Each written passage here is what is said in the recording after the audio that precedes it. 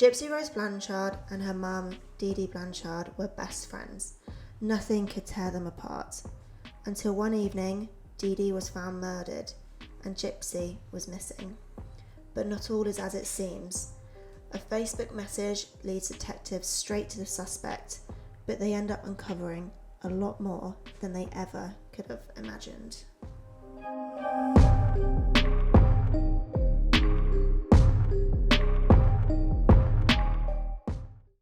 Merry Christmas, everyone. Merry Christmas. And welcome back to Partners in Crime. My name is Poppy and this is... Roger. I'm here to tell you about a true crime case that you might not have heard of, and Roger certainly hasn't. Roger is here as a real-time listener, giving you his honest opinion and reaction as we go through the case. This is a very well-known case in America, another American one. I'm sure a lot of people in the true crime community have heard of this. It's very famous. It's a very famous case. And I'm sure you have no idea. Which always just baffles me, but... It's very famous, but I haven't got a clue. No. But you might have, though. This is one where I'm kind of like, you might have heard of the name of the person, maybe. But it's a very peculiar case. There's a lot of layers to it. And stuff like that. So it's going to be a bit of a long one, but settle in. It'll be worth it. Okay. Ready? Yeah. Great. In Springfield, Missouri, in the USA, lived a family consisting of Claudine Blanchard, but everyone called her Dee Dee, and a young daughter, Gypsy Rose Blanchard. They were originally from Lafourche Parish, not Paris. Oh, well, they're two very different things.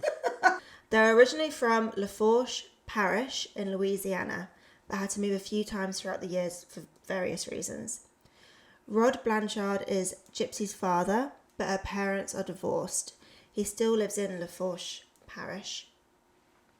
Him and Dee Dee were dating for a short period of time, and at 24 years old, Dee Dee became pregnant. Rod was only 17 at the time, but in true Southern style, according to Rod, they got married and had their baby together. And that baby was Gypsy Rose. By the time Gypsy was born, they had already split up and gone their separate ways. It did not last long at all. He was 17. He was 17, she yeah. was 24. 24. Dee Dee was described by her neighbours and friends as an amazing mum. Would do anything for Gypsy and was always happy and wanting to help. Even Rod, her ex, said she was a great mum, always looking out for Gypsy and making sure she was okay, and was very protective of her. They were joined at the hip, and you never saw one without the other. And Gypsy was a sweet young girl with big glasses and a squeaky, high-pitched voice. It's very distinctive. She has a shaved head and has to use a wheelchair. She's been described as an incredibly positive and inspiring young woman. Gypsy loves all things fantasy and Disney. She has loads of wigs and costumes, and at any opportunity she would dress up as a character, like Cinderella, for example. She had a best friend / neighbour called Aaliyah Woodmansey. They met when Gypsy was around 10 years old, but Dee Dee explained to her that she has the mental capacity of around a 5-year-old. Who, sorry? That Gypsy has a mental capacity. And Aaliyah was a few years older, about mid to late teens. Mm-hmm. But Gypsy had terrible health problems growing up. From the age of 3 months, Dee Dee noticed her breathing while she was asleep was a little weird, so took her to the doctors and she was diagnosed with sleep apnea and had to sleep with a mask and breathing monitor machine from a very, very young age. At the age of 5, she was diagnosed with leukemia. At age 7, it was clear she had a developmental disability.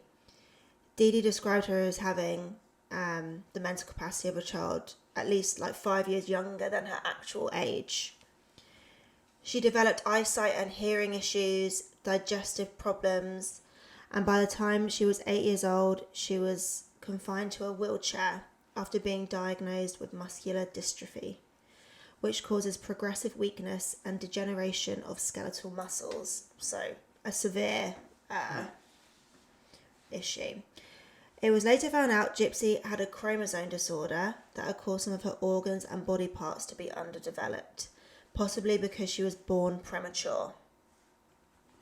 And a few other conditions like epilepsy, anemia, asthma, gastrointestinal reflux, incontinence, lung disease, and a heart murmur.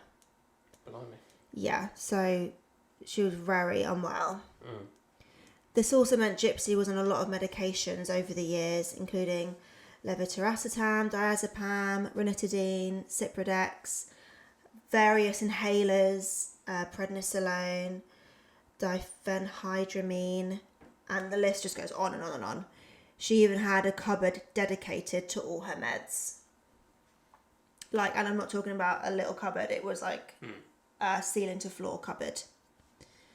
Sadly, Gypsy wasn't expected to live past the age of 18.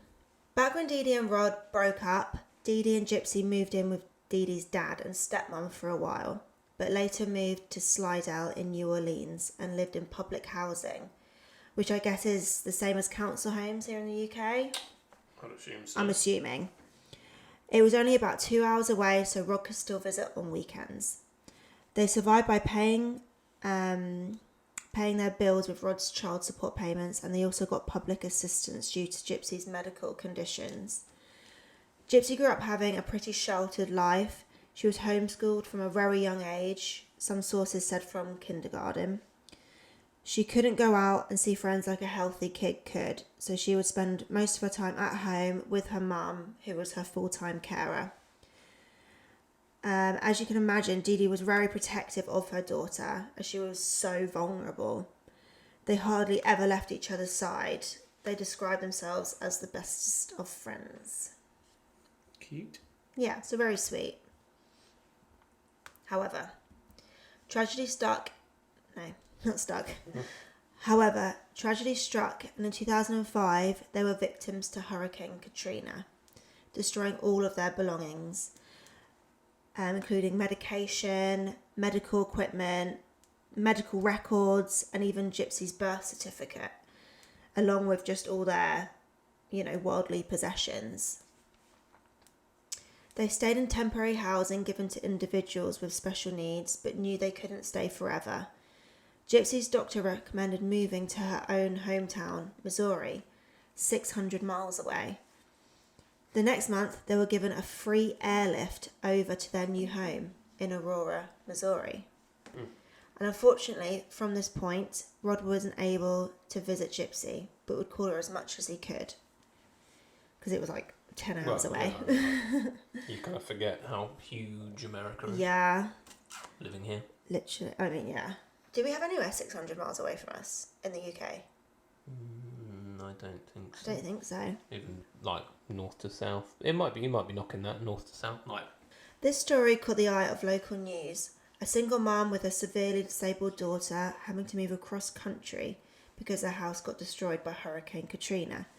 This was a sad story for the community, and they wanted to help them as much as possible.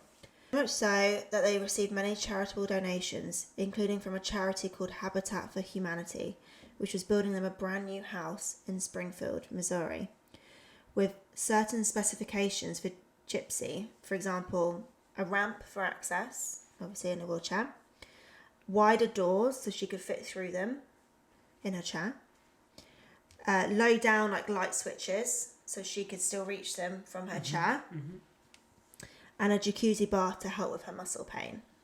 So it was brand new. They built it from scratch just for them. Sorry, you said Springfield again. I assume you... Yeah, they built it in Springfield. They'd have to move to Springfield. Okay. All right. Well, as long as it's correct, I don't mind. Yeah. They moved to Aurora. Yeah. And then Habitat for Humanity built it in Springfield. So I see. And then moved back to their hometown of Springfield in Massachusetts. No, so this is... No, so I suppose it was confusing because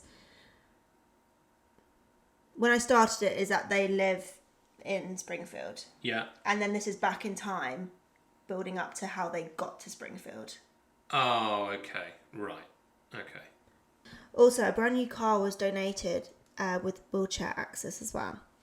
They couldn't believe how generous everyone was being. Gypsy was even honoured by the Oli Foundation in 2007 as Child of the Year for her advocacy in using a feeding tube.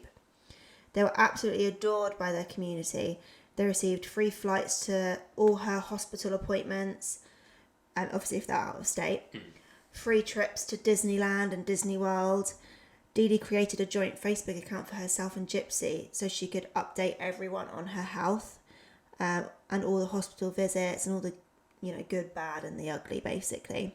It was called Dee Gypsy Blanchard.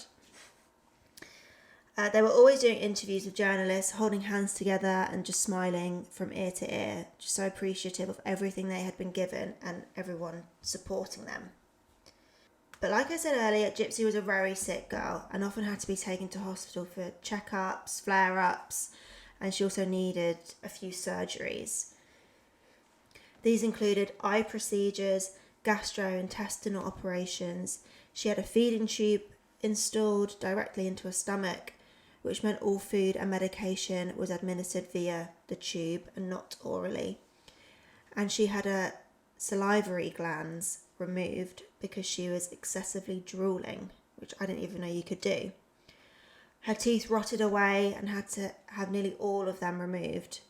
She had multiple surgeries on her eyes and ears, muscle biopsies to find out why her legs stopped working, and a procedure which permanently stopped her from being able to vomit by wrapping the upper part of her stomach around the lower part of her esophagus.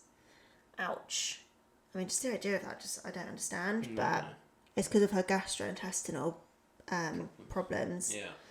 Between 2005 and 2014, Dee Dee brought Gypsy to local hospitals hundreds of times, according to medical records, and Gypsy had around 30 procedures in total. So a lot. She was really going through it, bless her. In October 2012, she met someone called Nicholas Godejohn on a Christian dating website.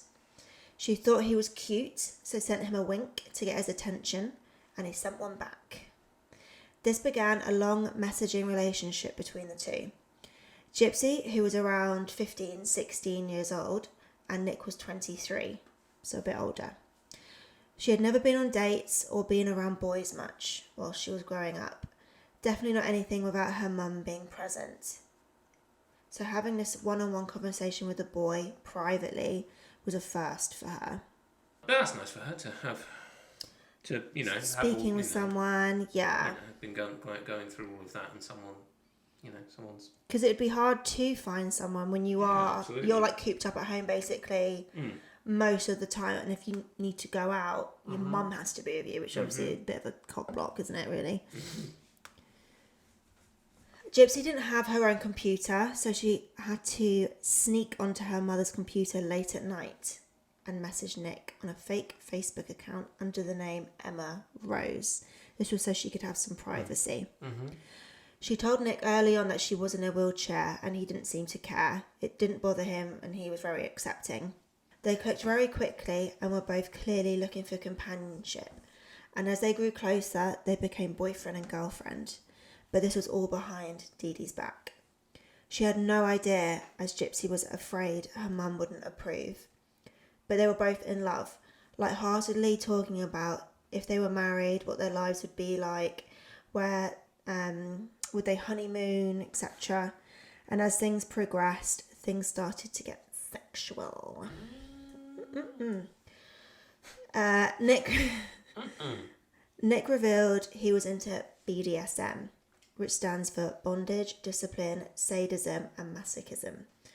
And Gypsy, being so naive to anything like this, had no idea what this was, so he had to teach her. And she went along with it and seemed to enjoy it. Had they met each other? No, this is all online, right, yeah. Yep. For those who don't know, BDSM is a range of sexual preferences that generally revolve around dominance, submission, and control. They would put posts up on Facebook showing their dominant and submissive relationship, and it would look like she was getting into it a bit. It's hard to explain. I would need to show you the images, but yeah. Mm-hmm. Nick opened up to Gypsy and revealed he had multiple personality disorder and had a few different personalities that she would inevitably meet. One called Victor, who was a 500-year-old vampire, and another he just called the Black One, who according to him was violent and aggressive. And there was a couple of other ones as well. Gypsy accepted his disorder as she had her own health issues that Nick fully accepted, so how could she reject him because of his? Multiple personality disorder is now called dissociative identity disorder, but I'll call it multiple personality disorder because that's how it is referred to in this case. And it is a mental health disorder. It means you have two or more separate identities. These personalities control your behaviour at different times. Each identity has its own personal history, traits, likes and dislikes. This can lead to gaps in memory and hallucinations. It is a very rare condition, only affecting between 0.1 and 1% of the population. It is a trauma-induced mental disorder. During a conversation, Nick said his personalities wanted girlfriends too, and asked Gypsy if she could create her own personalities for his personalities. Right. And because she loved him, she didn't question it. She was like, sure. And luckily, she had all these wigs and kind of costumes that she could become these different personalities. So she created Rose, who was the mature version of Gypsy. Candy, who was the sexy one. Bella, who was the romantic one. And Ruby, who was the evil one. I suppose to match the black one or whatever he called it. Yeah. On the 12th of March 2015, an opportunity arose which Gypsy thought that they could finally meet in person. So this is just under 3 years later since they've been talking. Okay. Gypsy and her mum were planning on going to the movies to watch the new live-action Cinderella film. She thought Nick could bump into them there and create an organic meeting at the movies. They were hoping that Dee Dee would approve of this random new friendship that suddenly happened so that they could then develop a relationship with Dee Dee's blessing. Okay. Seems a little bit obtuse, but anyway. Yeah, I just think Gypsy was just so... Because Dee Dee's so protective. Yeah. I think Gypsy just really wanted to make sure her mum Sure, would no, I understand that aspect of it. I just don't just think... the planning of it all. I just think if that occurred, if you were Dee Dee, you'd just be like... What is going on? Guy? Why do they see it? They know each other for 3 seconds and they're friendly as hell. Well, Gypsy's a very friendly person. Sure. Gypsy paid for his ticket and sent him money to buy nice clothes to impress her mum. She even paid for his transportation to visit her. Mm-hmm. Yeah, I don't think I have mentioned it. Yeah, so he lives in another state. Yeah. He does not live nearby. Okay. He lives in a place called Big Bend. Big Bend. I can't remember what great state. Name. Wisconsin. And I believe that is... Yeah, so it's about 9 hours away from where. Oh wow! Okay. Yeah, so it's a distance. So Yeah. that's why this meeting is so important because it's not like a once in a lifetime kind of thing, but it's a rare chance for sure. It's a rare chance. Mm. So yeah, she paid for his transportation to visit her, so we had to get on a bus. Get on a Greyhound. Exactly, on a Greyhound, and travel all that way. But Dee Dee instantly did not like him.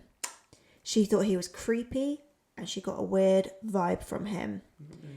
She moved a few seats away from Nick and told Gypsy to move with her. Right. This is in obviously the movie theatre. But Gypsy refused. Gypsy then told her mum she was going to go to the bathroom and Nick followed her. They had already planned that they were going to have sex in the toilets. Gypsy wanted to lose her virginity to him. Okay. Right. Luckily, they did the deed and made it out just in time as Dee Dee has started to worry and started looking for her. They were by the concession stand when Dee Dee stormed over asking, "Why are you still hanging out with this boy? He's weird." But luckily they had got away with their raunchy act. But it was still a failure as Dee Dee kind of hated Nick. And Gypsy couldn't figure out why when she loved him so much. But this wasn't going to ruin Gypsy and Nick's relationship. They were still together. They kept talking. They were very much in love. And Dee Dee was none the wiser about what was truly going on. Okay. A few months later, on the 14th of June 2015, a Facebook status from Dee Blanchard popped up. It read, "That bitch is dead." Several friends started commenting on the post as this language was very unlike Dee Dee and that her account might have been hacked. Dee commented on the post saying, "I fucking slashed that fat pig and raped her sweet innocent daughter. Her scream was so fucking loud. Lol." It's all in capital letters. Would I be at a loose end if I... Does that make any fucking sense? No, that made no sense. Was it Nick? We'll get to it. All will be revealed. This really alarmed her friends. So much so that a couple of them went around to her house after leaving the messages on the phone but not getting a response. Kim Blanchard, no relation, and Dave Blanchard, no relation. They've just got the same surname. How random. Okay. Drove over to their house. The car was in the driveway. They knocked on the door, the windows, shouted their names, but there was no answer. They called the police so they could come and do a wellness check. But the police said once they had arrived that it doesn't look like there had been a break-in or anything sketchy had happened. So there was no need for them to bust the door down and get inside. Which, I don't think that's accurate with a wellness check. But, whatever. Dave noticed the kitchen window was unlocked. And he asked the officers, would it be okay if I get into the house? And the officer said it was fine. Which, I'm just feeling like this is all very backwards. Because isn't that like technically... No, it's breaking and entering. Breaking and entering. They haven't got the homeowner's permission. No, true. But I guess if a police officer's there, then at least, if you steal their TV, they can just be like, no, but the officers left. Oh, they left? Yeah. Oh, sorry. They said that it's kind of like, we've got no need to be here. Yeah, right. Nothing seems bad here. And he was like, okay, well, can I go in then? And they were like, yeah. Well, okay. That's weird. I mean, it is weird. It is weird. It could be some random bloke. Yeah, he doesn't know whether they actually know each other or not. But I guess at least if they got called back there for a burglary, then they'd arrest him, wouldn't they? So. Yeah, I just think it's kind that is weird. I just think it's kind of like small town vibes. Maybe everyone kind of knows everyone. Yeah, I think it's kind of that vibe, which is why he said it's fine.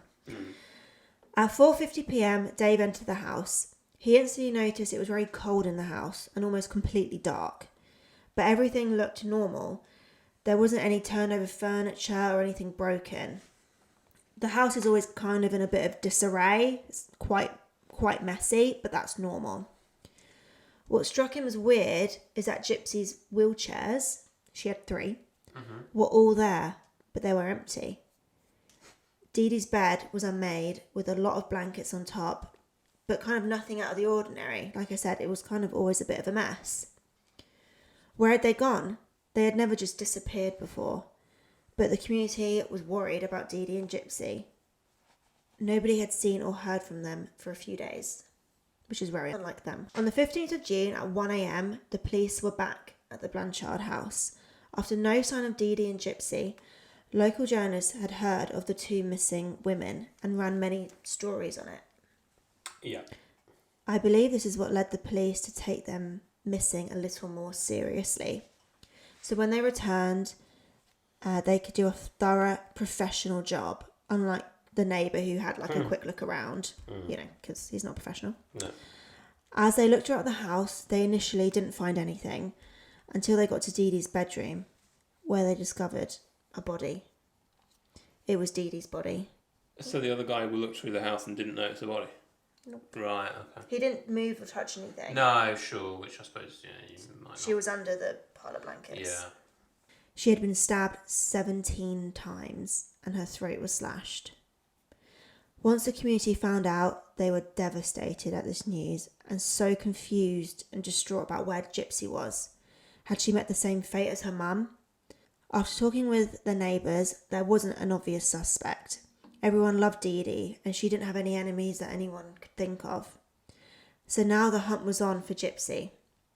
Everyone wanted her home safe and sound. Detectives spoke with Gypsy's bestie, Aaliyah, who informed them of these messages she received from Gypsy's secret Facebook account. Gypsy was asking Aaliyah about kind of boys and like how to kiss them because she had never kissed a boy before. And, Gypsy looked up to Aaliyah. Mm-hmm. And this was around like when Gypsy was about 15. She went on to describe a boy she had just started speaking to online who was 24 years old. Aaliyah didn't know at the time, but this information would be vital in finding Gypsy. On the 16th of June, detectives traced the IP address of the Facebook status that was made on the Dee Blanchard's account, and it led them straight to Big Bend in Wisconsin. Straight to a small house where inside a small bedroom was Nick Godejohn and Gypsy Blanchard. Several police officers swarmed the house and barged their way inside. They were both in bed and they were both taken into custody. Word got out to journalists, so everyone back in Springfield were so relieved to hear that Gypsy was alive and well and not come to any immediate harm. No. They all just wanted her back home with her medications and family and friends who could look after her. And finally, everyone can find out what happened that night. What happened to Dee Dee? How did she end up nearly 600 miles away with this man and without her wheelchairs and medication? They were both interviewed separately, and Gypsy was unfortunately made aware that her mum had been murdered. She responded in disbelief and burst into tears. However, not everything was as it seems. In the other room, Nick Godejohn admitted to killing Dee Dee in order for him to be with Gypsy. And to make things even crazier, Gypsy asked him to do it. She knew her mother was dead all along. But why would she do this to her best friend, carer and mum that she loved so much? And to answer that, we're going to have to go back to the beginning, as it's not as simple as you think. So let's talk about Dee Dee Blanchard a bit more, about her past before Gypsy was born. Mm-hmm. Back in Lafourche Parish, she was wanted by police for writing bad checks. She stole money from several people, family and friends. She would take out credit cards in family members' names, even in her deceased mother's name. She would max them all out, then get more credit cards and just never pay them off. Okay. She had to always be the centre of attention and get her own way. Dee Dee. If she didn't get her own way, she would get revenge on that person. It was well known within the family that she was poisoning her stepmom with weed killer. When Dee Dee was living with her and her dad, her stepmom suddenly became ill and couldn't get out of bed for months. But once she finally moved out, she got better. So they kind of put two and two together. She has a very complicated relationship with her family, as she was always taking advantage, manipulating them and lying to them. Family members have even suggested that when she was caring for her frail, sick mum when she was alive, Dee Dee starved her, which eventually killed her. But obviously that's alleged. Nothing's, she hasn't been convicted of that or anything. But that's what her family strongly believe. Right. And that's her family, do you know what I mean? Yeah, sure. So this is all very different from the Dee Dee that has been described throughout the story so far. Yes. She's always been so caring, loving and protective of Gypsy, never wanting Gypsy to be in pain or discomfort, but this was not true. In fact, nearly everything I've told you about Gypsy is a lie. A lie that Dee Dee had everyone, even Gypsy, convinced about. Blimey, okay. Gypsy wasn't sick. And she had, At all? And she had never been sick. Ever. I did find it a little bit surprised, because you said she had, like, developmental problems, like, mentally.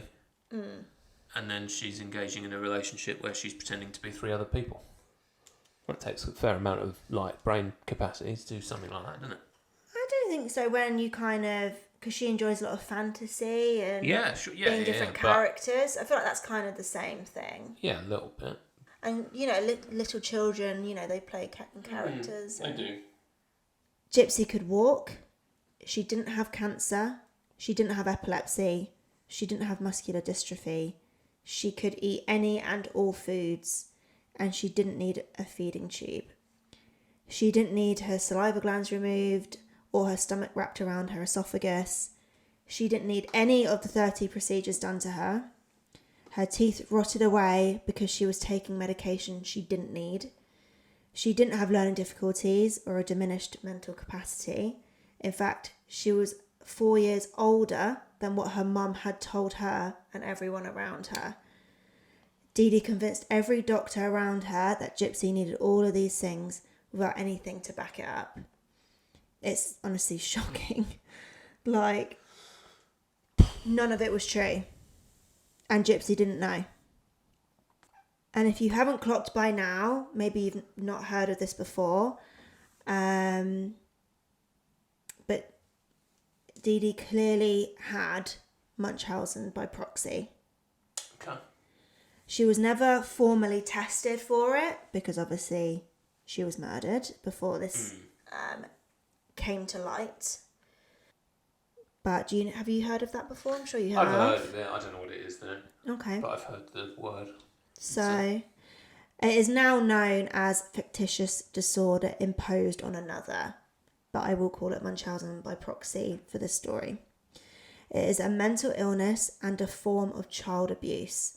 The caretaker of a child, most often a mother, either makes up fake symptoms or causes real symptoms to make it look like the child is sick. So Dee Dee made Gypsy's life a living hell, all because she wanted sympathy, money, control, and for Gypsy to always need her mum. But as we know now, this seriously backfired on her. And just to be clear, Gypsy knew she could walk absolutely fine, and she knew she could eat. She would beg her mum to start getting physiotherapy so people would think she's starting to get better and will be able to walk again. But her mum refused. She begged her mum to get the feeding tube removed so she could eat normally, and her mum refused. But Gypsy didn't know the full extent of her mum's lies for a long, long time. And to be honest, Gypsy was scared of her mum. She couldn't just jump out of the wheelchair and go, ta-da, I can actually walk. She would have received serious consequences for that. And Gypsy didn't know who she could truly trust. Her mum started planting seeds in her head about people around her. Gypsy's best friend Elias spoke with Gypsy on her fake account, and she was starting to open up about things, but Dee Dee would say that she's not a true friend and she's a bad influence. Gypsy couldn't go to her dad because for years Dee Dee would say how he abandoned both of them and he didn't love them and didn't want anything to do with her. But that was untrue. Rod wanted to be in Gypsy's life, but Dee Dee wouldn't let him. He would try and visit, but Dee Dee would always make excuses, then tell Gypsy that he doesn't care. He called Gypsy on her 18th birthday, and Dee Dee told him not to mention the fact that she's 18. Rod was confused. Why not? She explained because Gypsy thinks she's only 14 years old. It'll confuse her. And Rod just kind of went along with it. He didn't want to doubt the mother of his daughter. He was concerned she would cut him out of Gypsy's life completely. But of course, Dee Dee was lying about Gypsy's mental capacity to Rod and lying to Gypsy about everything. And unfortunately, a lot of people didn't question it and trusted the seemingly loving mother that put her daughter above herself. She even fooled highly qualified doctors, and not just one or two, several professionals didn't question what was going on with Dee Dee and Gypsy. In typical Munchausen by proxy style, she would go to doctors to convince them about some made-up illness, and she would stay with them until she started to feel like they were doubting her or becoming suspicious. Then she would move on to another doctor and then another one, and she would just keep going. Dee Dee always gave Gypsy a stuffed animal for every appointment to add to the kind of childlike, diminished mental capacity story, and would tell her to be quiet and to just let Mum do the talking. And Gypsy always complied. Mm-hmm. Until she lost it all in Hurricane Katrina. To keep on top of her lies, Dee Dee would carry around this huge folder with all of Gypsy's medical information in that she had, collected over the years, just so she could refer back to it, so she didn't slip up when talking to doctors, and so she wouldn't get caught. However, one doctor did find the situation suspicious. In 2007, Gypsy and Dee Dee went to see Dr. Bernardo Flasterstein, who is a pediatric neurologist. He describes how he likes to ask the patient questions about their ailment, but every time he would ask Gypsy, Dee Dee would answer for her. He was asking about her medical history, and Dee Dee explained how they lost all the paperwork in Katrina. So because of this, you had to solely rely and trust the mother recounting her medical history. But as he was checking over her body, after being told by Dee Dee she has muscular dystrophy and cerebral palsy, he found that the volume of her muscles were normal. They were well sized and her reflexes were normal, meaning that it didn't make sense that she wouldn't be able to walk. So he referred Gypsy to have an MRI of the spine just to see if he was missing anything, and it came back completely normal. Dr. Flasterstein spoke with Dee Dee and said, "I don't see any reason why Gypsy wouldn't be able to stand up and walk." He remembers Dee Dee being very angry about this, declaring that what he said wasn't true, and stormed out of the office with Gypsy, telling the nurses he didn't have a clue what he was talking about and they are never coming back. And because of this unexpected reaction, normally a parent would be over the moon to learn their child could actually walk again. But that wasn't the case. This made Dr. Flasterstein suspicious that none of this was real. It was either fabricated or exaggerated. He wrote a letter to Gypsy's primary care physician stating, "The mother is not a good historian. Her brain MRIs and spinal MRIs essentially are normal. Analysing all the facts and after talking to her previous paediatrician, there is a strong possibility of Munchausen by proxy." But unfortunately, nothing came of this letter. In fact, it was Dr. Flasterstein's duty to report any signs of Munchausen and Munchausen by proxy to Child Protective Services, but he didn't. He believed he didn't have enough evidence to call CPS. However, others disagree and say just by the doctor even considering this diagnosis of Munchausen by proxy, that was enough to report it. Dr. Flasterstein said, "If I had reported her, I believe that the mother would have been able to convince them that what I'm saying is not true. I needed more to be able to report them to child services." And this is just a prime example of how Gypsy was let down by doctors around her. Another doctor in 2009 did alert authorities of his suspicions when he couldn't find any symptoms that support what Dee Dee alleges to be wrong, with her daughter. 2 caseworkers would later visit the Blanchard home, but they found nothing out of the ordinary and closed the case. Okay. Because the mum probably convinced them.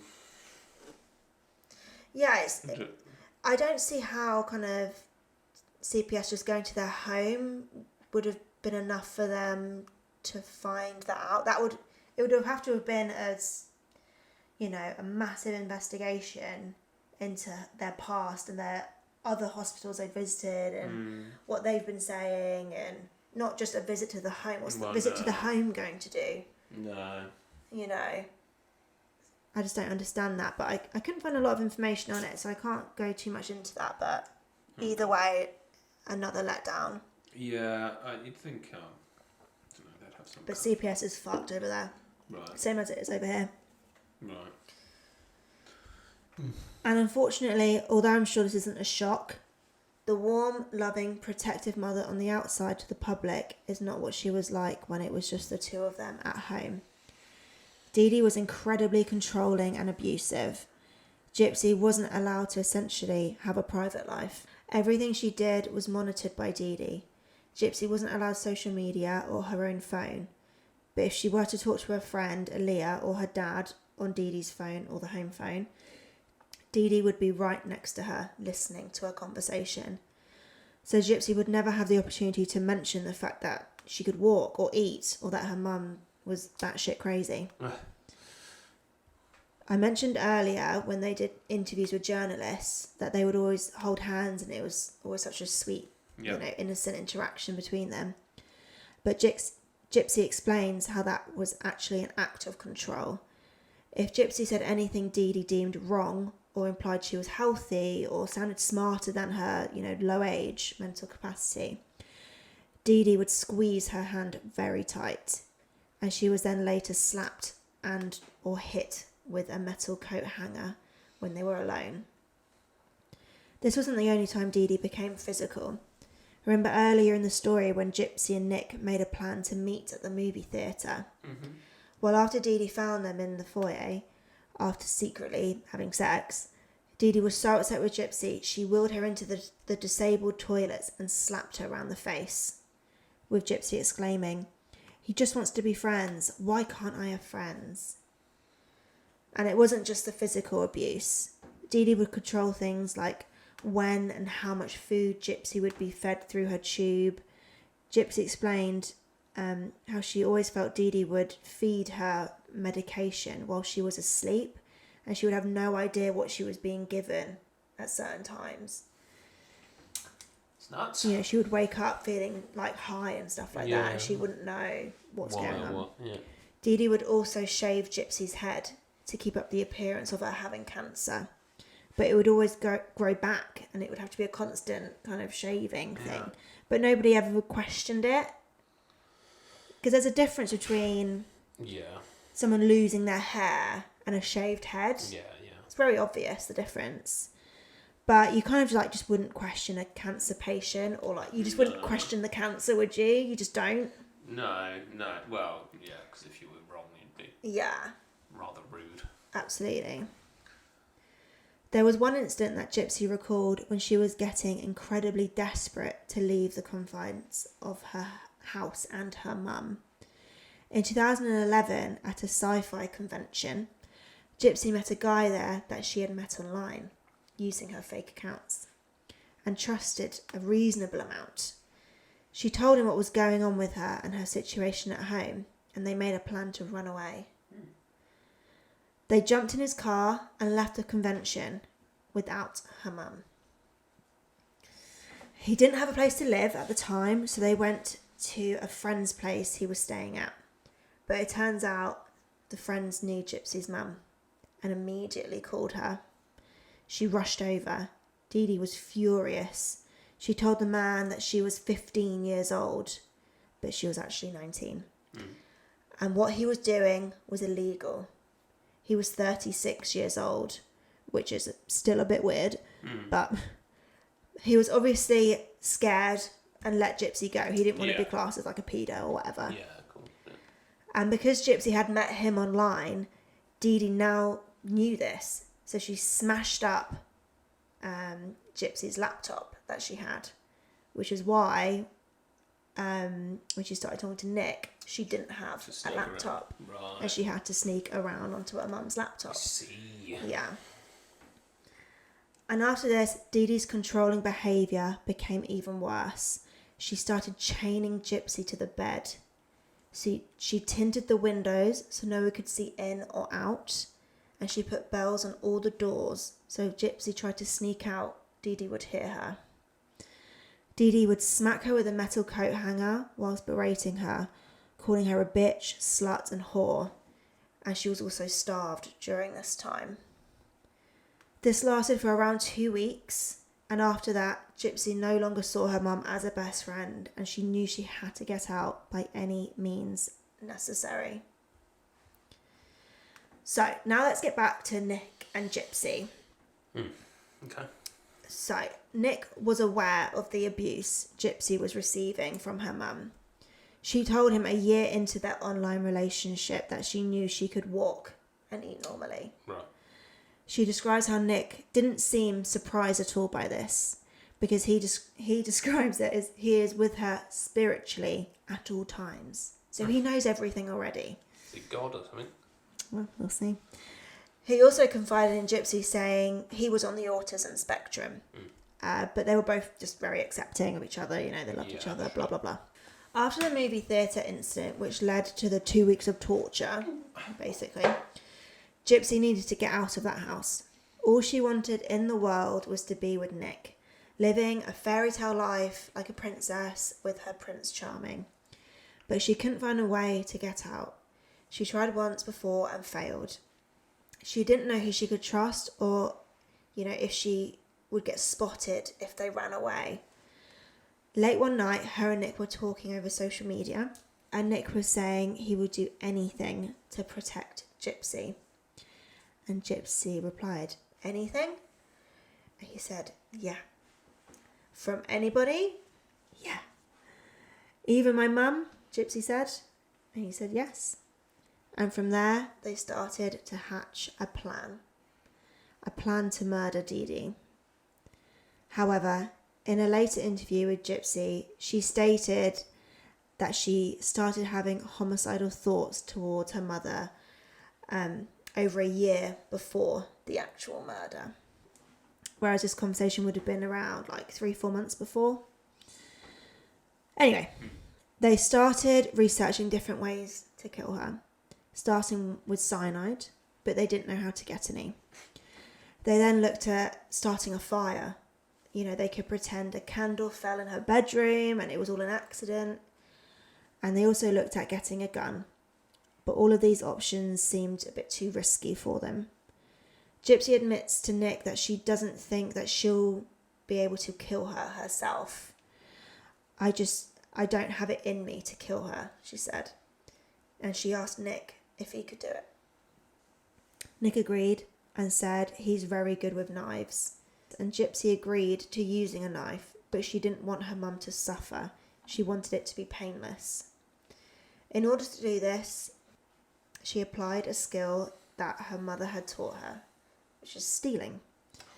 She would go to Walmart in the months leading up to the murder with her mum and steal baby clothes for her future children with Nick, and also the knife that will later be used as a murder weapon. She explains how easy it was to steal when you're in a wheelchair. Just no one questions it. And on the 8th of June 2015, Gypsy paid for Nick to take the Greyhound bus from Big Bend to Springfield. It was a very long journey. He had to travel to Chicago, then to St. Louis, then to Springfield. They were messaging throughout his journey with messages of excitement and nerves. Nerves not about the murder, about seeing each other. Oh, right. Yeah. Gypsy said at 10:51 p.m, "Tonight is the last night we'll sleep alone." Once he arrived in Springfield on the 9th of June at 5:36 a.m, so it takes basically nearly a whole day to get there, he tells Gypsy, and she replies, "Yay!" Which is so creepy because he's here to murder her mum. Yeah, right. But they kind of ignore that subject and they're just so excited to see each other that kind of just defeats anything. They discuss how low on money Nick is and he's not sure he can afford another night in the hotel he's staying at. At 6 6:57 a.m., Gypsy said, unless you want to do it tonight, like the late part of the night, it's the only way to get you money and everything go like we planned. Nick replied, it all matters on the soonest you want to see me, hun. To which Gypsy replies, I will text you.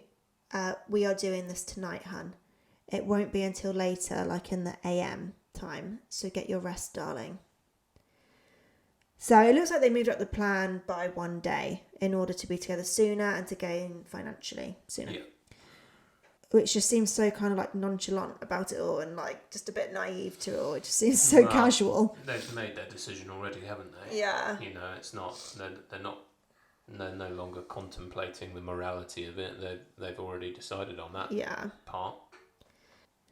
In order for Nick to be able to commit this crime, his evil side needs to take over. So they usually refer to this side as him or my/your evil side. So I think it's the same as the black one. Right. He's got many names.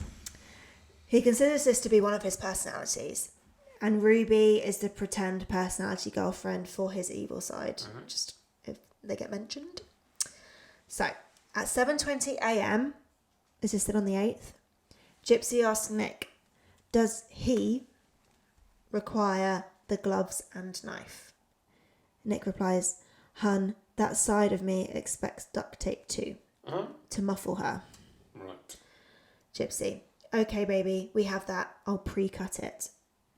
Nick, dear, I should ask you this before he does. Is your mum a light or deep sleeper? Gypsy, light, hun. Nick, okay dear. Now he's excited. Gypsy, she sleeps on her tummy, like I said, but light sleeper, hun. The shit's gonna go down tonight, Ruby said. Nick, how does Ruby feel about it, hun? Gypsy, she keeps me numb in order to cope and survive, hun, keeping me focused. For motivating sake, bring your A game, hun. This is life with me on the line.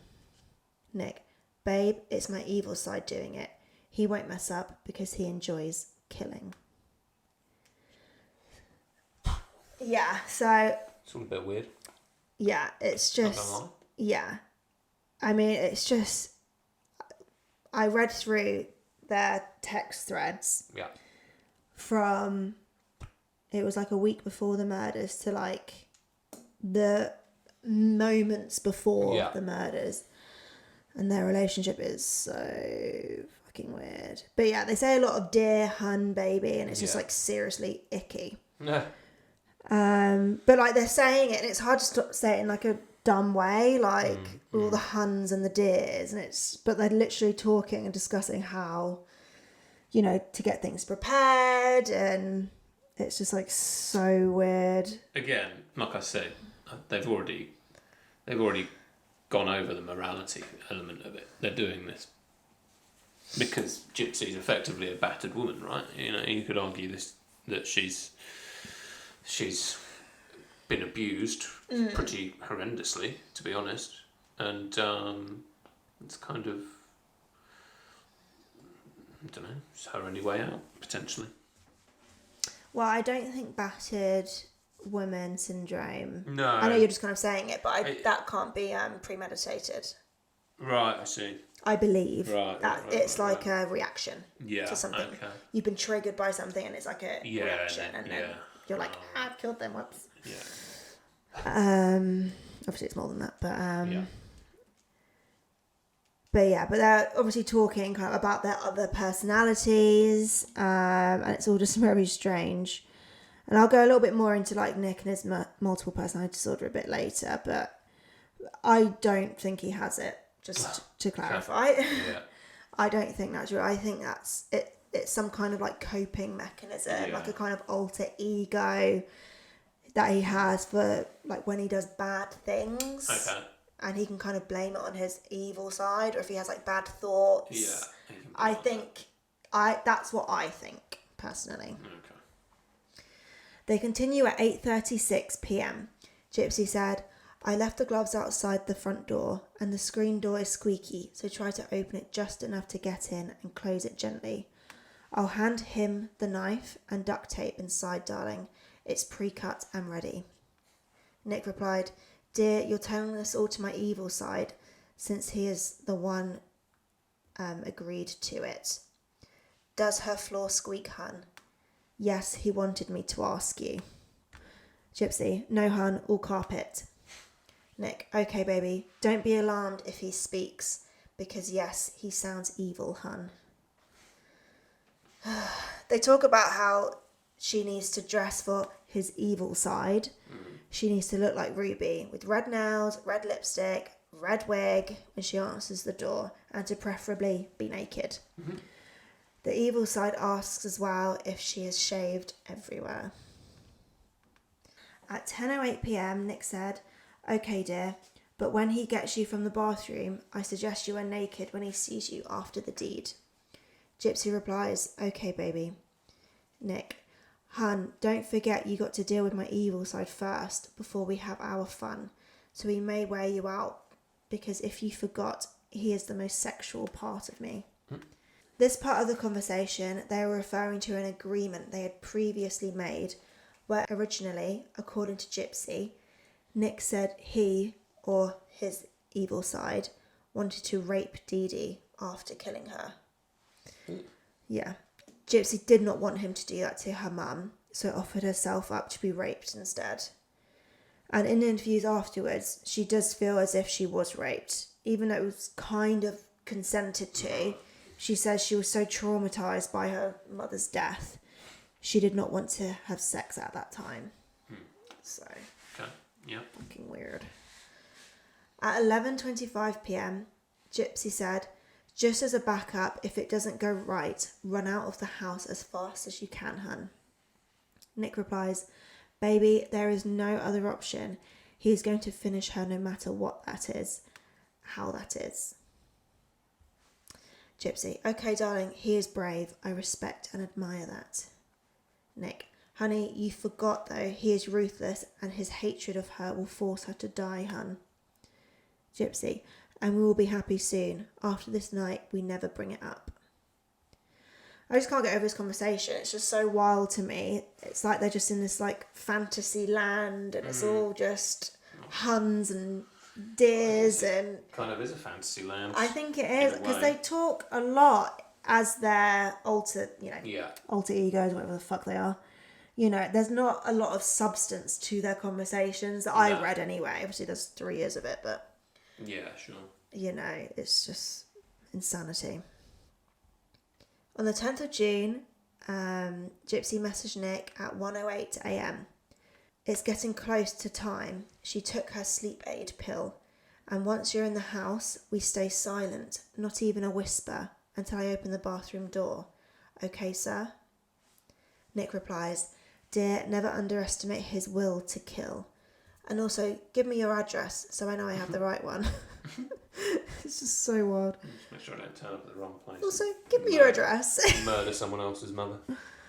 Gypsy replies, I just want to say this. Thank you. You're my hero and I will never leave you. I'm staying with you for eternity. I have said my I love you to her. I'm at peace. Things turn sexual with their conversation about his evil side and what's, he's going to do with her. And Nick said, Dear, when he rapes, he takes all parts of the body, so he'll most likely do anal to you, hun. He goes on to talk about how she must obey his evil side so he won't hurt her. She must do as he says at all times, etc. They waited for Dee Dee to fall asleep, and at 1:40 a.m, Gypsy messages Nick saying, It's go time. Are you ready? Just as if it was a game. Mm-hmm. Nick arrives at Gypsy's home. As Nick is heading towards Dee Dee's room, Gypsy goes into the bathroom, turns the tap on, covers her ears, and goes into the fetal position on the floor. But Dee Dee's screams were so loud, Gypsy could still hear her. She was calling for Gypsy and screaming for help. It felt like forever, but Nick eventually came back into the bathroom with the knife covered in blood. Using the sink, he washed himself off and ordered Gypsy to patch up his finger, as it was cut up from the knife, and to clean the blood drips from the floor, as it could be his blood and obviously DNA. After that was done, Gypsy knew of a money pouch Dee Dee kept hidden containing the child support money Rod had continued to send over the years, even after Gypsy turned 18. It had around $4,000 inside. They packed a couple of bags with clothes, wigs, Dee Dee's laptop, the knife, Dee Dee's phone, letters they had written to each other, Nick's stained clothes, and the money, of course. They called a cab and Gypsy walked out of the house and went to the hotel Nick was staying. They planned to go straight back to Nick's house in Wisconsin via the Greyhound bus, but they needed to figure out what to do with the murder weapon. Nick said they should just take it with them on the bus, but Gypsy was afraid there might be metal detectors. So Gypsy decided to post the knife back to Nick's house, so by the time that they're back, it'll arrive safe and sound, and they won't be caught with it on them. Okay. They travelled back on the Greyhound bus and was picked up by Nick's mum. The story she had been told is that Gypsy had run away from home and was living in a homeless shelter. And obviously, Nick's mum knew of Gypsy and this relationship, but they'd never formally spoken or met, obviously. His mum, Stephanie Goldammer, remembers asking Gypsy how her mum was, and she replied saying that she was fine. You would not have known what had happened less than 24 hours before. Stephanie and Nick's stepfather, Charles, welcomed Gypsy into their home to stay, and they were only there for a few days when, according to Gypsy, she was very anxious and just wanted her mum's body to be found so it can be over and done with. This is why she wrote those Facebook statuses, because she knew it would get someone's attention to go check on Dee Dee. So now we are all caught up. They've been arrested and are in separate rooms to be interrogated. Nick has admitted to killing Dee Dee by stabbing her. The detectives have no idea about Dee Dee and her abuse with Gypsy yet. Gypsy spent a lot of the interview denying she had anything to do with anything. Yeah. With the detective constantly just stopping her and telling her, "We know you know, but we want to know why."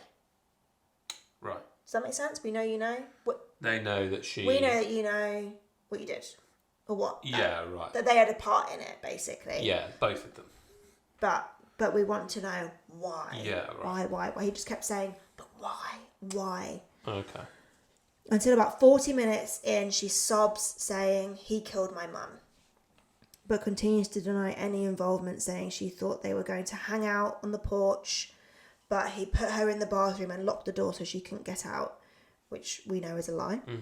She tells a story with snippets of truth, but very much leaning onto it being kind of Nick's fault. Yeah. Nick's idea. Yeah. In Nick's interview, at first, he relays the story of how Gypsy, was in a homeless shelter, and she texted him to pick her up. And so he got on a bus to Springfield, which is, half true. The detectives tell him that they know he's lying. They've spoken to Gypsy and she has told them everything. Without saying any specifics, just everything. Yeah.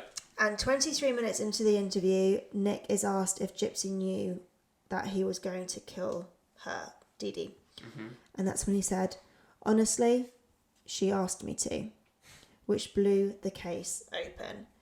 And from then, Nick reveals everything because he believes they already know. Right. And obviously, he has got autism, so they tend to believe what they are told. Sure. Do you know what I mean? Yeah. Whilst they were being interviewed, detectives went inside Nick's home.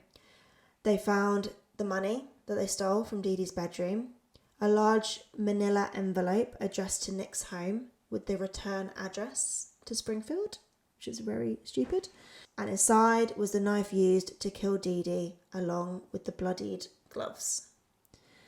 So they basically found all the evidence they needed in one room. Yeah. Job's a good one. Easy police work.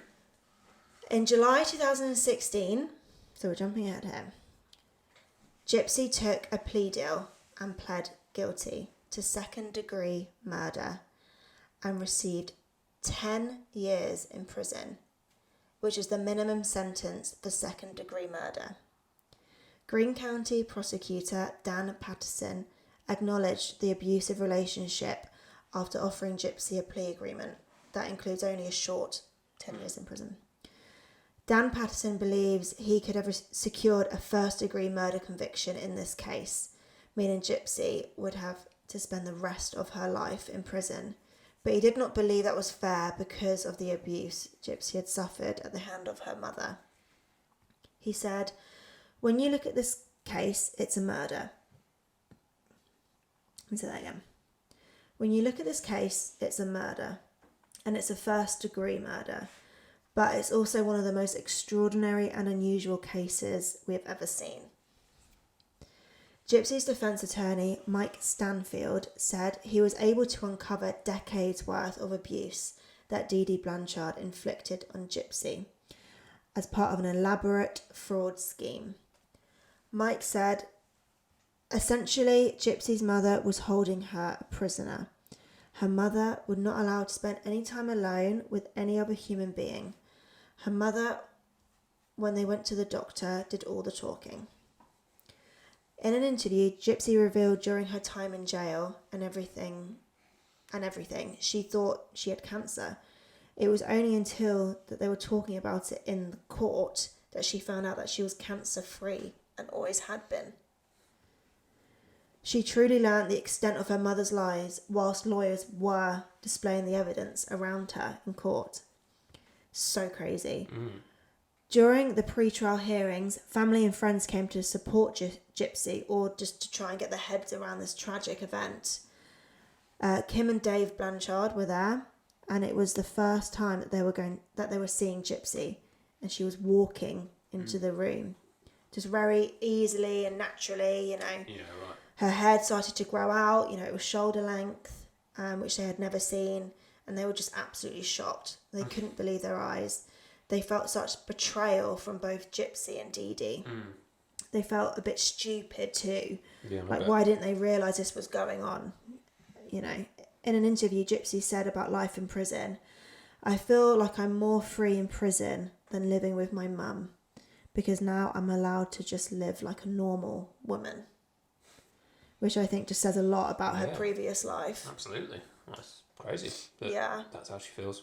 Yeah. And yeah, Gypsy was actually, I believe she was 23, 24. By 2015 or whatever. Yeah. Right. Yeah. Okay. Blimey. It's all a bit crazy, really, isn't it? Yeah. Nuts story. Yeah. In November 2018, Nick Godejohn went to trial. He was offered 2 plea deals, but both were rejected. The lowest he was offered was life with the possibility of parole on murder in the second degree.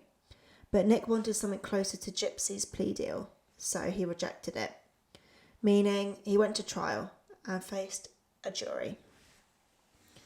Prosecutors and defence attorneys could agree that he did kill Dee Dee Blanchard. There was no disputing that. But what they are arguing over is whether it is a first-degree murder conviction or a lesser crime. For a first-degree murder conviction, prosecutors must show the killing was premeditated, which text messages clearly show it was. Yeah. However, public defender Andrew Mead and Dwayne... Oh gosh, what was his surname? The Rock. Dwayne... Johnson. Why have I not written it? Can you smell? Dwayne Perry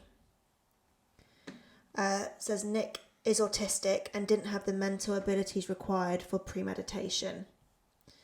In his opening statement, Assistant Greene County Prosecutor Nathan Chapman pointed out several times where he says Nick deliberated this plan. Deliberated his plan, meaning he considered doing it or not. Right. Okay. Basically, Yeah.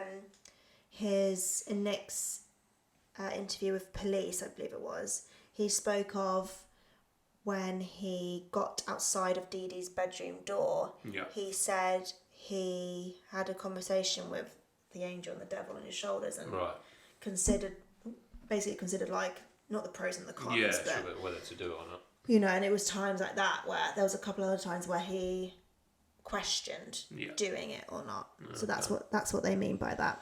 Okay. The defendant on June 10th was ready to kill.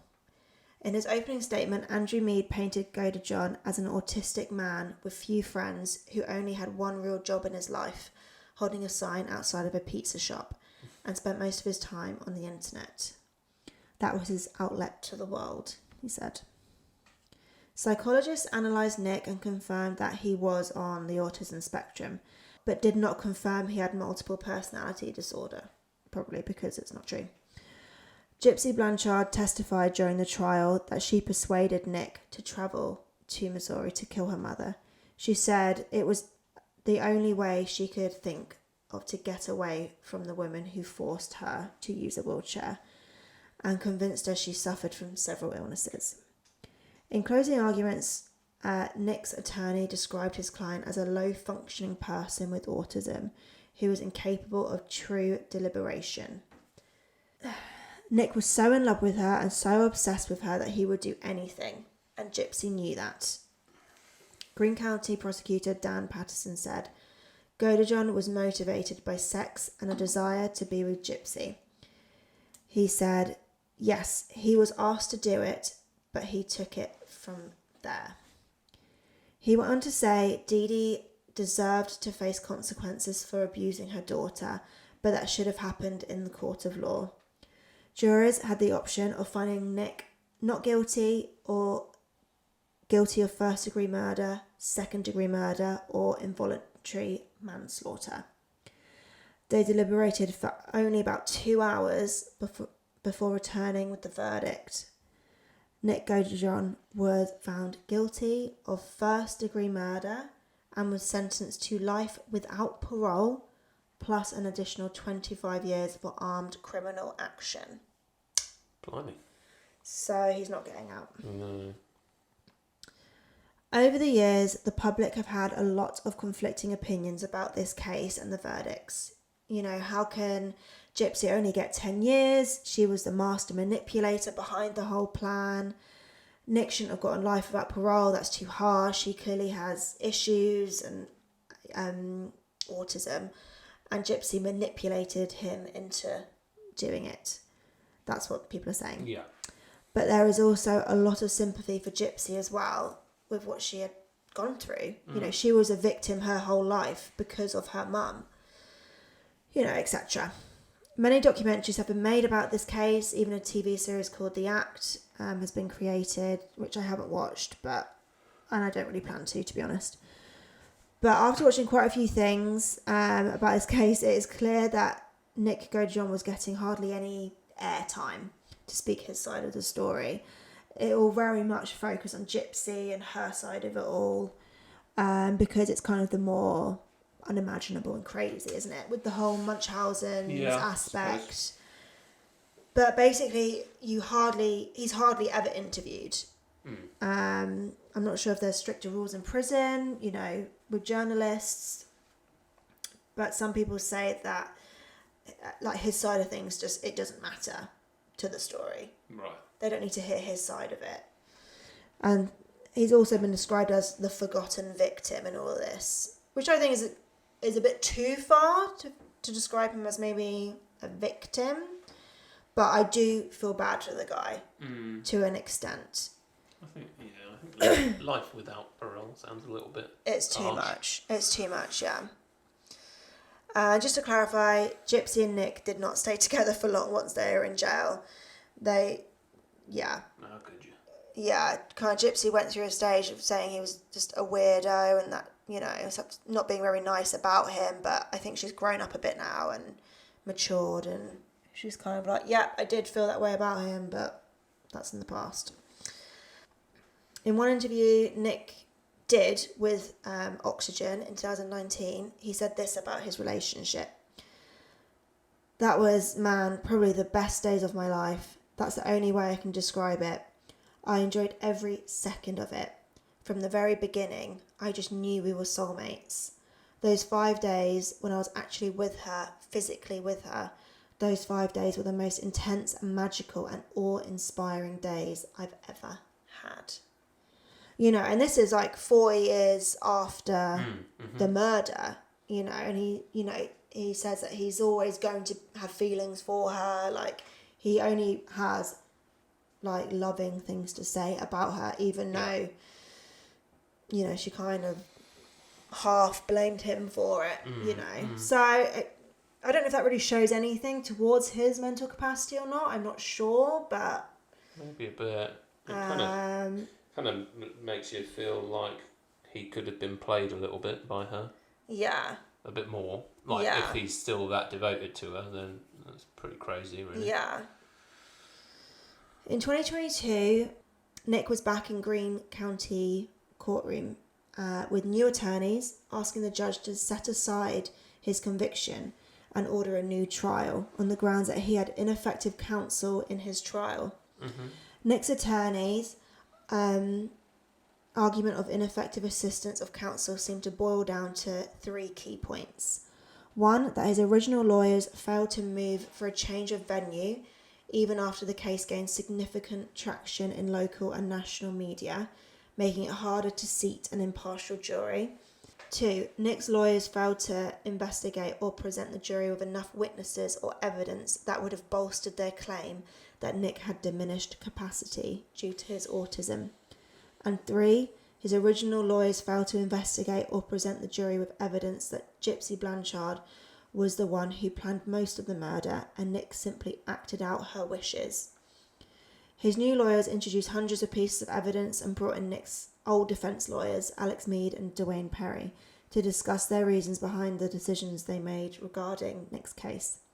I'm not going to go massively into it, but it just kind of seemed like the defence lawyers did not do enough, or maybe weren't capable of doing more to help their client, because they were public defence lawyers, and you know, public defence lawyers, they have several cases on the go at once, and this case was massive, like they've been saying, national, you know, stories on it. It was huge, and I think it was just beyond their realms of experience, and they didn't have the time. That's what I think, anyway. No, they would never admit that.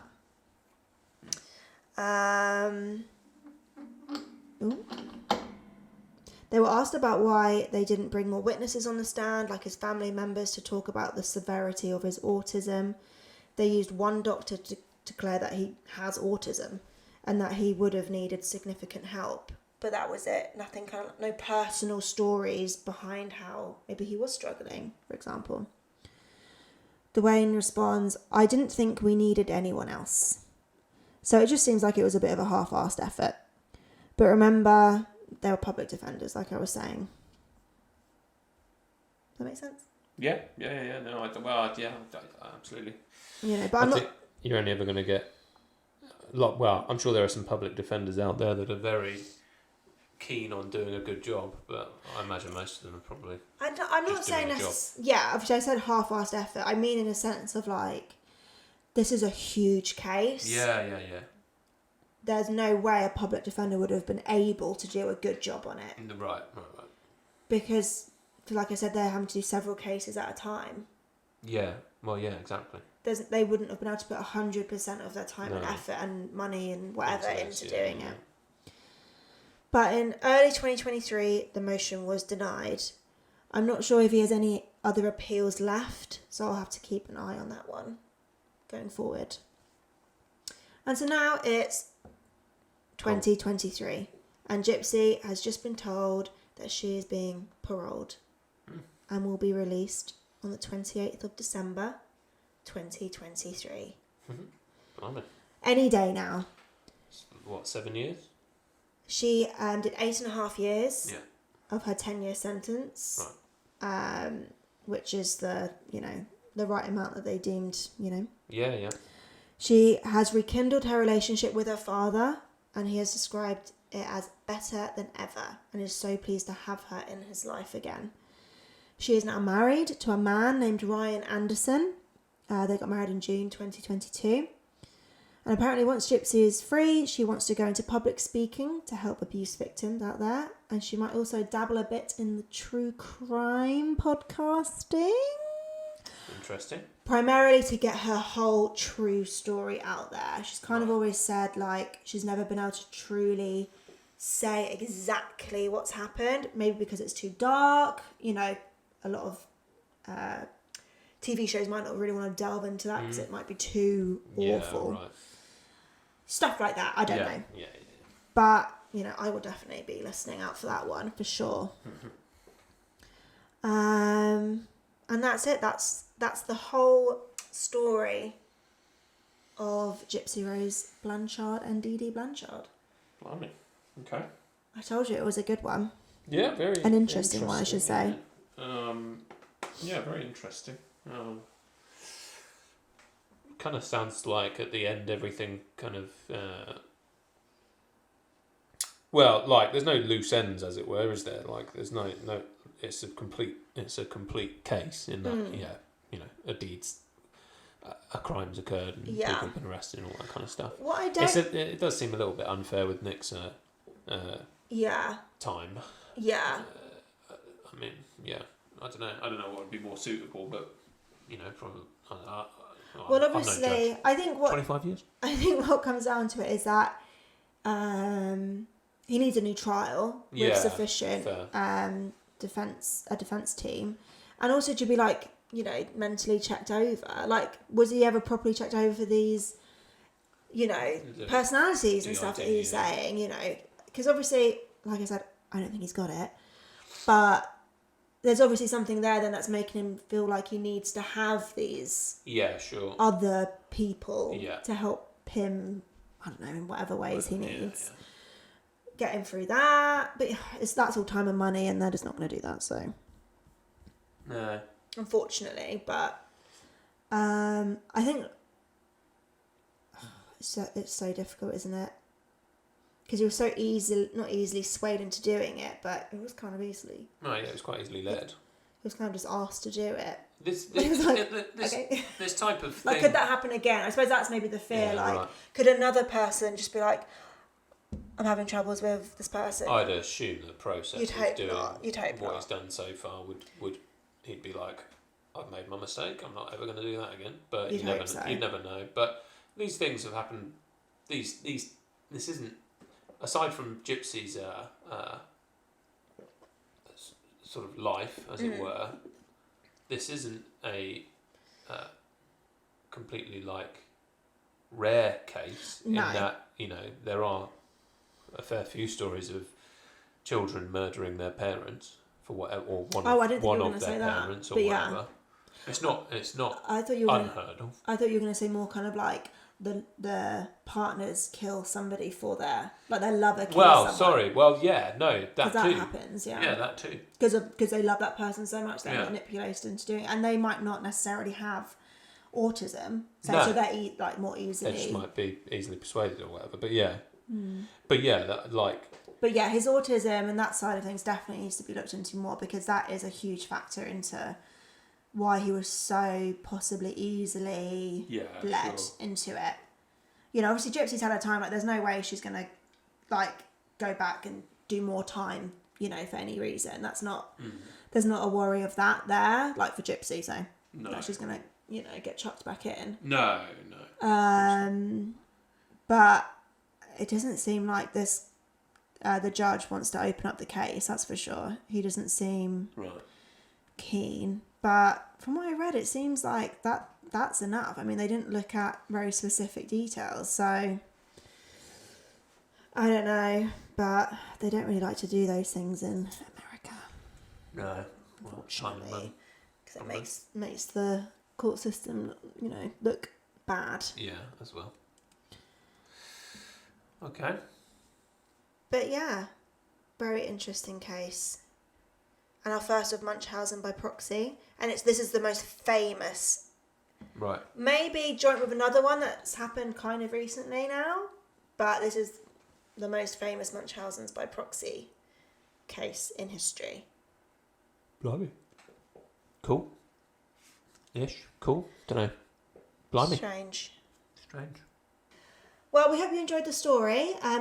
Let us know in the comments what you think and how you feel about Nick, and did he deserve less time, and just let us know your thoughts. We'd love to know. And remember to like and subscribe, and have a lovely Christmas, and we'll see you probably in the new year so we can have a little break. Yeah. Happy holidays.